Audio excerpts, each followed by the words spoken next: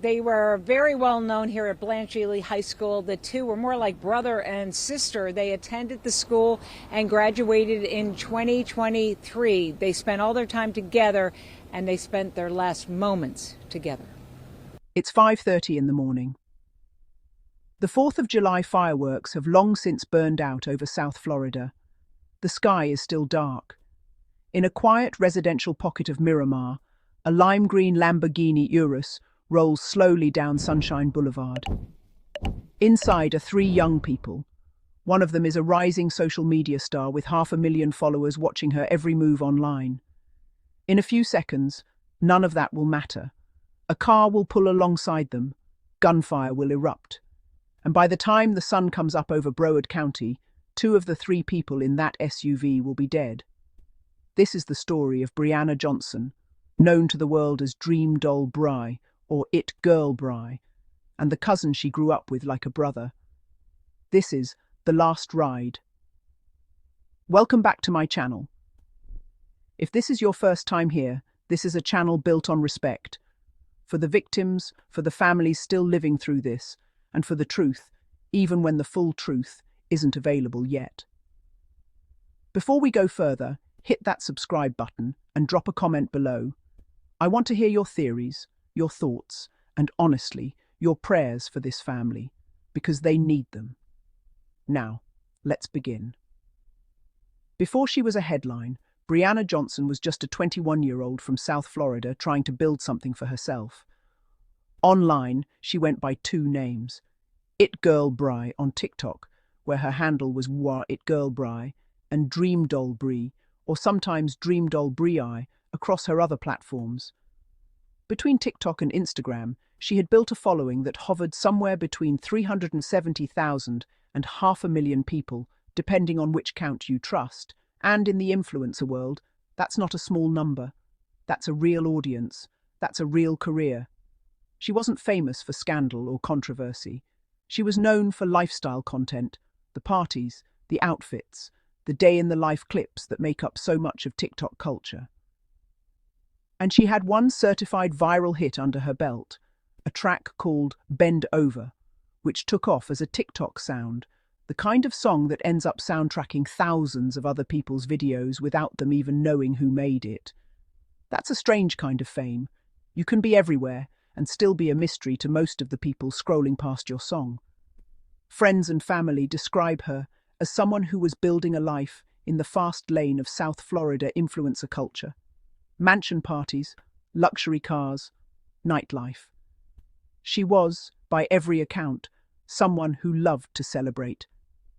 And on the night of July 4th, 2026, 250 years after America's founding, in the middle of a national milestone every city in the country was celebrating, she was doing exactly that.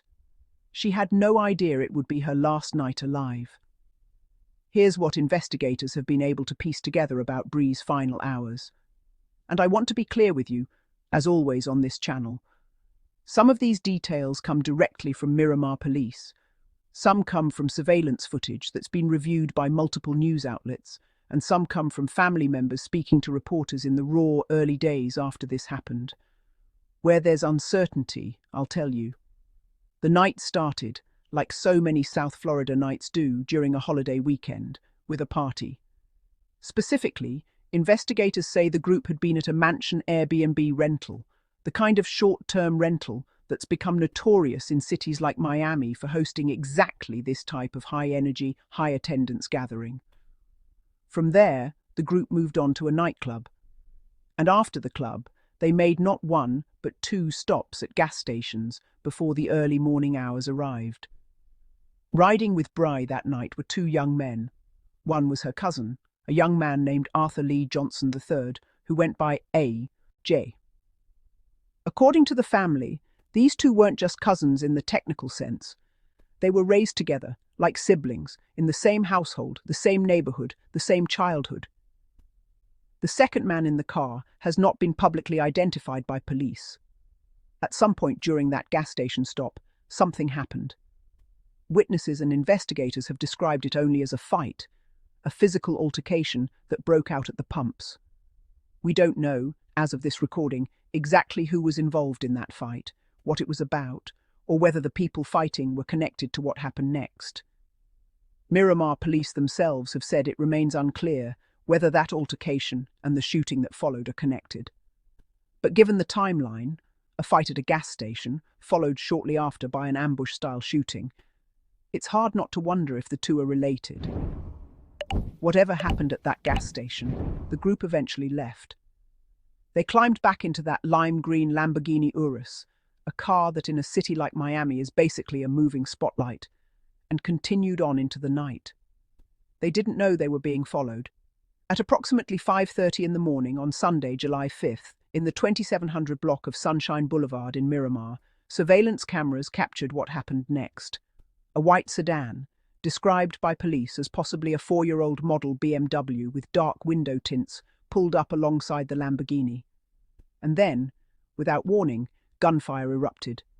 Miramar Police Chief Delrish Moss, who reviewed the shot spotter data, the network of acoustic sensors many cities use to detect and locate gunfire in real time, described what he heard as rapid fire.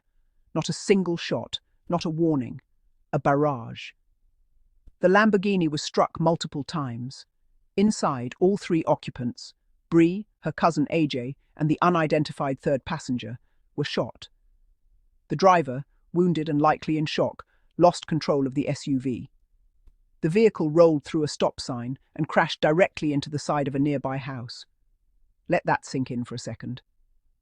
A family was asleep in their home in the pre-dawn hours after a national holiday, and a bullet-riddled Lamborghini came crashing through their property.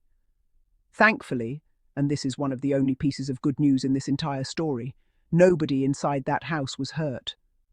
The shooter's car didn't stop. Surveillance footage shows it speeding off, disappearing around a corner, heading south. It has not been recovered as of this recording. For the people living on that quiet stretch of Sunshine Boulevard, the morning of July 5th began with confusion, not horror, at least at first. It was the weekend of the 4th of July. Fireworks had been going off for days, so when the gunfire cracked through the pre-dawn silence, plenty of neighbors simply assumed it was more of the same. One resident, a woman named Eugenia Cruz, later told reporters that she thought the shots were fireworks left over from Independence Day. Another neighbor, Carlos Reguero, said he and his family heard what sounded like gunshots sometime around 5 or 6 that morning. But living in a city, in a holiday weekend, you don't always trust your first instinct.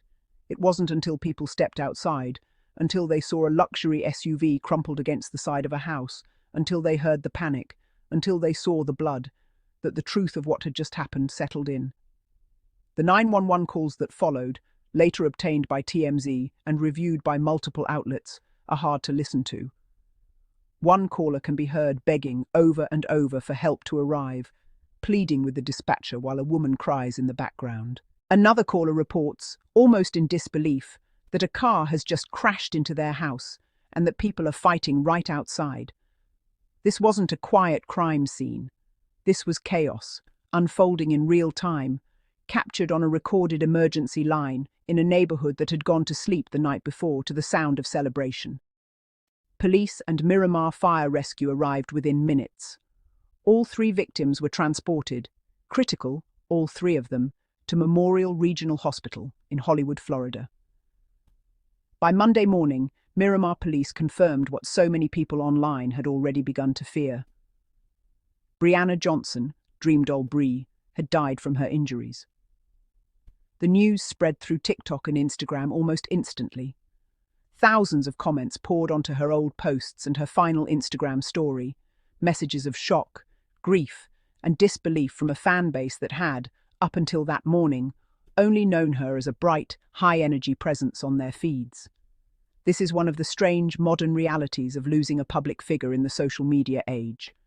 Her death didn't just ripple through a family and a neighborhood. It rippled through hundreds of thousands of strangers' phones within hours. But the story didn't end there. In the days that followed, Miramar police announced devastating news. A second victim from that Lamborghini had died from his injuries. It was AJ, Arthur Lee Johnson III, Bree's cousin, the young man who had been raised alongside her like a brother. Two members of the same family, gone within days of each other, from the same act of violence. The third victim, the still unidentified man who had also been in the car, survived. Reports indicate he had been shot in the face and required surgery to wire his jaw shut before being released from the hospital. Physically, he lived. What he carries with him from that morning is something none of us watching from the outside can fully understand. In the wake of two devastating losses, AJ's father, Arthur Johnson II, spoke publicly. Those kids, they weren't no troublemakers and set the record straight. My son had no type of gang affiliation. Okay. And what he wanted people to understand was simple. These were not troublemakers. As rumours and speculation swirled online, the kind of speculation that always seems to follow a shooting involving young people, luxury cars, and a party scene, Bree and AJ's families pushed back. AJ's father said plainly that he raised those kids, and they weren't the kind of people rumours were painting them to be. It's a heartbreakingly familiar pattern in stories like this one. A young person is killed, and almost immediately the internet starts trying to explain it, trying to find a reason, a justification, some narrative that makes senseless violence feel like it makes sense. Families are often left fighting two battles at once, grieving their loss and defending their loved one's character in the same breath. A GoFundMe was set up by loved ones to help the family with expenses in the aftermath, funeral costs, medical bills, the crushing financial weight that so often follows tragedy, especially when it strikes twice in one family within the same week. So where does this case stand?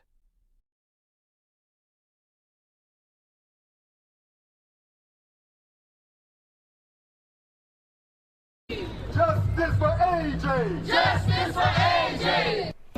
I did. They just finished marching for their loved ones, both 21 years old, you two. Right now behind me, you see all the orange shirts. They are surrounding the family. They're hugging them. Earlier, you just heard they were chanting justice for Bree and justice for AJ. We have the band playing as well.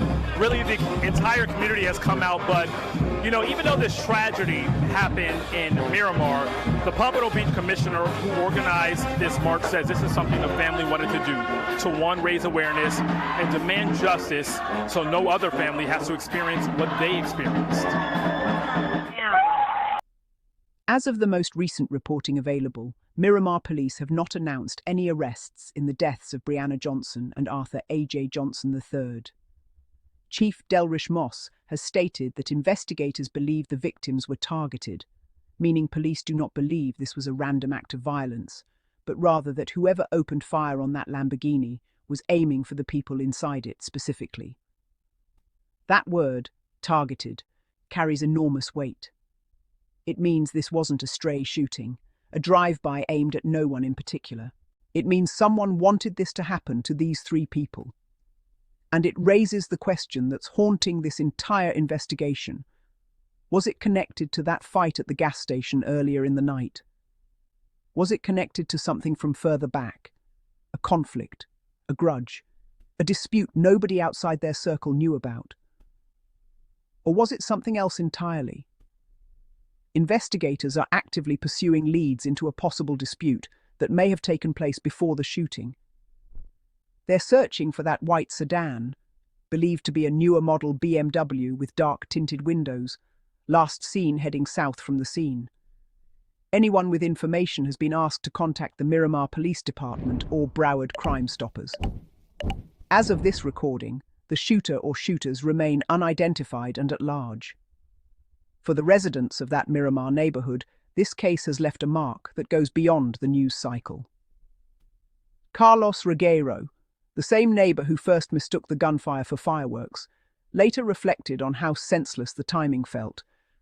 That this kind of violence happened during a weekend meant for coming together, during a milestone celebration, 250 years in the making. Eugenia Cruz put it simply.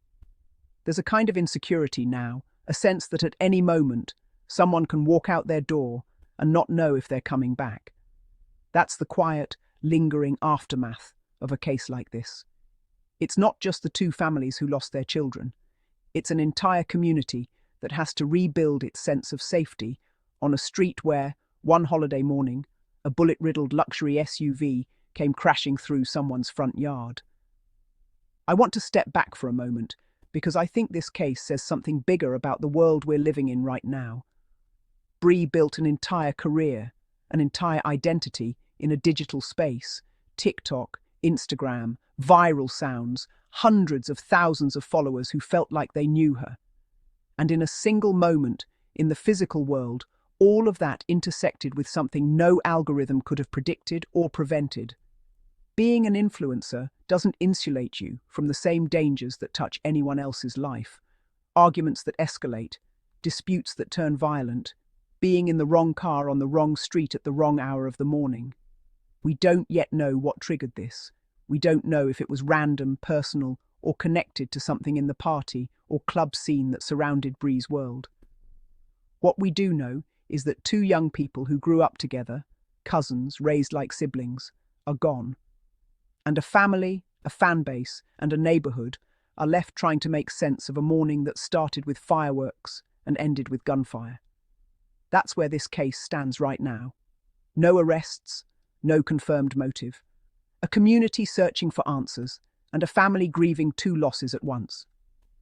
We'll be following this story closely here on, and the moment there's an update, an arrest, a motive, anything, we'll bring it to you.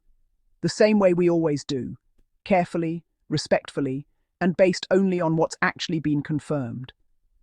If this video moved you, if it made you think, or if you have information, thoughts, or even just well wishes for this family, leave it in the comments. This channel exists because of conversations like the ones you all have down there, so don't be shy. And if you're new here, subscribe, turn on notifications. Because on E, we don't just tell you what happened. We stay with the story, all the way to the end. Thank you for watching. We'll see you in the next Video one. captured the crime. Miramar police say a white BMW pulled up alongside them and they were shot multiple times. And their green Lamborghini crashed into a nearby home. I'm devastated. I would have never thought in a million years. She just turned 21. I thought I had more time with her. This is so important to each and every one of us because of the loss of every day, people losing innocent children for no reason behind gun violence, no reason whatsoever. So this is to reach out to everybody as a community. Everyone could come together, and grieve their children and just put awareness out that to leave our babies alone, stop killing our babies. I just can't believe it. It's a tragedy. My mind is just all over the place from the moment we got the phone call.